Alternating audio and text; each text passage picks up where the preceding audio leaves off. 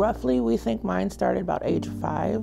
And it wasn't, I didn't know what it was. I mean, my mom just would bring different guys home, and she would always call it like the tickle game. And I never had a father in my life, so, you know, I didn't know what was wrong. It was wrong. I'd get home from school. Sometimes she was home, sometimes she wasn't. There was plenty of times that I would ask a friend if I could just come and hang out at their house because I never knew what was going to happen at home. It came to a stop when I went to school. We played some sort of game and a boy touched me, is when I just kind of flipped out at school. And they took me to the nurse, and the nurse called DSS, and we did all that. My mom was given the option of either losing custody of me or sending me to a family member. But then I got to my family member, and it was, we don't talk about that stuff. That stuff doesn't happen in our family. I knew something was wrong growing up, but could never pinpoint it. And when I was put up for adoption, where I had to go to court and testify against my mother, they were like, everybody thought it was rape back then.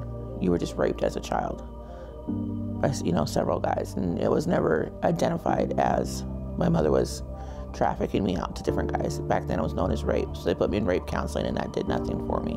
But we don't know how many memories there are. It's just like peeling an onion. Each time you peel an onion, it's a different layer of something. And it takes a while, because with me, it takes a while to get through the first memory, because you got to heal the first memory completely before the next memory can come out.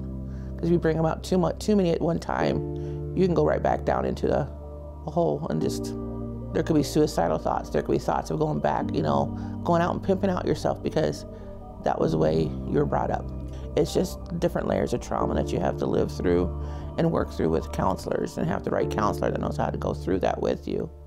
So as you grow up and, you know, going through a marriage, having kids, I couldn't trust my husband. I didn't know, you know, what was, you know, I never trusted a guy. I still don't trust guys very far, or other females, because I've been hurt so many times by people.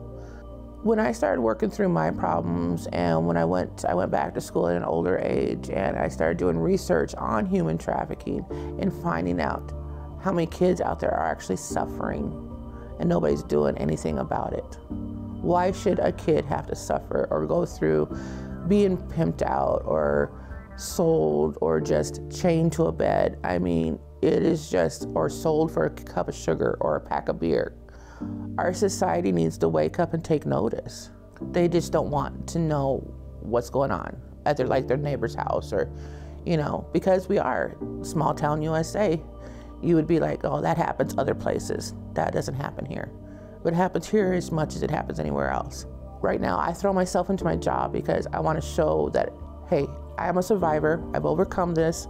Yeah, I still have parts of it with me, but I can't let that define who I'm going to be now. I am not a victim. I never thought I could get a job, let alone live by myself, because I was always so scared of being in a place by myself. I've done all that, and there's more goals I want to reach. So don't let it keep you down. Shoot for the stars. Go after your dreams. Just because it happened once, you can change your life around.